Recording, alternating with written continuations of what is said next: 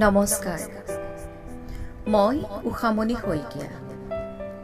শ্ৰদ্ধাৰ কবি হৃদয় কুমাৰ পাটগিৰিদেৱৰ এটি হৃদয়স্পৰ্শী কবিতা লৈ আহিছোঁ।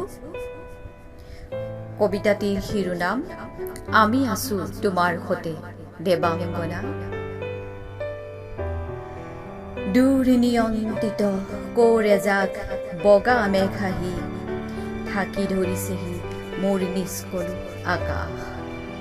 গিৰগিৰাই নামি আহিছে বান্দৰ কেঁকুৱাৰ দৰে বৰষুণ। ৰ'দে দিব পৰা নাই ৰ'দ, হাত ভৰি বন্ধা। পৰ্বতে পাহাৰে খুন্দা খাই বতাহে উকমুকাইছে। নাই নাই এচিকতা মিঠা লগাবা।